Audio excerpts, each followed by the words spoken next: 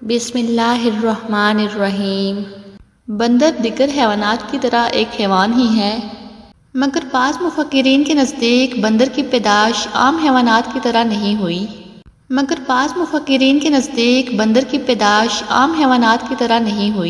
ان کے نزدیک آج سے ہزاروں سال قبل حضرت داؤد علیہ السلام کی قوم کو ان کی نافرمانیوں کی وجہ سے سزا کے طور پر بندر بنا دیا گیا تھا۔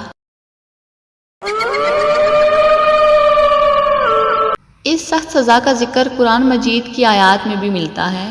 جو آج تک اس سزا میں مبتلا ہیں، اس بات میں کتنی سچائی ہے یہ سب جانیں گے اس ویڈیو میں، اس لیے ویڈیو کو آخر تک ضرور دیکھیے۔ قرآن مجید میں ایسی بہت سی قوموں کے بارے میں واقعات موجود ہیں جنہوں نے اللہ تعالیٰ کی نافرمانی کی اور سخت سے سخت عذاب پایا۔ اسی طرح کا ایک واقعہ حضرت داؤد علیہ السلام کے دور کا ہے، جو کہ یروشلم میں آباد تھے۔ ان میں سے ایک قبیلہ بنی اسرائیل سے علیحدگی اختیار کر کے ایک دریا کے کنارے ایلا نامی بستی میں آباد ہو گیا۔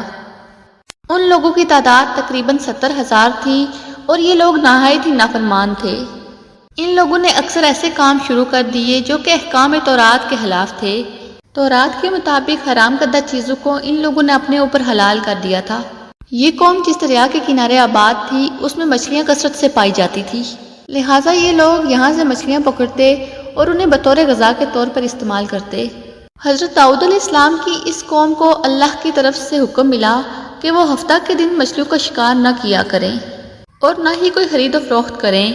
اس دن ان کے لیے مچھلیاں پکڑنا حرام قرار دے دیا گیا، البتہ ہفتہ کے علاوہ باقی دنوں میں انہیں مچھلیاں پکڑنے کی مکمل اجازت تھی، مگر ہفتے کے دن دریا میں مچھلیاں باقی دنوں کی نسبت زیادہ ہوتی۔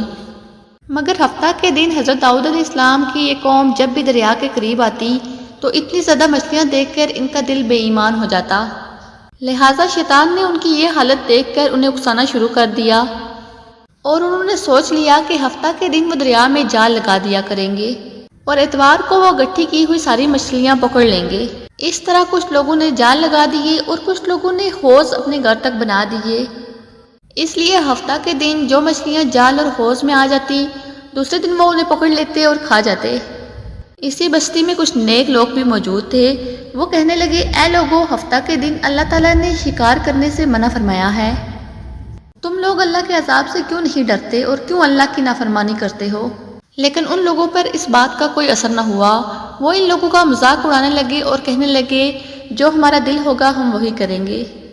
اس طرح ان نیک لوگوں نے بستی کے درمیان ایک دیوار کھڑی کر دی اور یہ حکم دے دیا کہ جو اللہ کے نافرمان ہیں وہ اس طرف ہو جائیں اور جو ہم فرما بردار ہیں وہ دیوار کی اس طرف ہو جائیں۔ وہ نیک لوگ انہیں بار بار کہتے رہے کہ اے لوگو، اللہ سے ڈرو، قوم سمود اور قوم لوط کا جو حال ہوا اسے یاد کرو اور اللہ کی نافرمانی نہ کرو، ورنہ تم لوگوں پر بھی کوئی عذاب ہو جائے گا۔ لیکن وہ نافرمان لوگ جن کی تعداد تقریباً 12,000 کے قریب تھی، وہ ہنستے رہے اور کہنے لگے، یہ تو سب کتابی باتیں ہیں، ہم پر کوئی عذاب نہ آئے گا۔ جیسے ہی فرما بردار اور نافرمان لوگوں کے دو الگ الگ گروہ بنے، وہ نافرمان لوگ پوری رات ہنستے رہے اور مذاق اڑاتے رہے، جبکہ دوسری طرف فرما بردار لوگ اللہ کی عبادت کرتے رہے اور معافی مانگتے رہے۔ جیسے ہی صبح ہوئی تو ان فرما بردار لوگوں نے محسوس کیا کہ دیوار کی اس طرف سے کسی انسان کی آواز نہیں آ رہی۔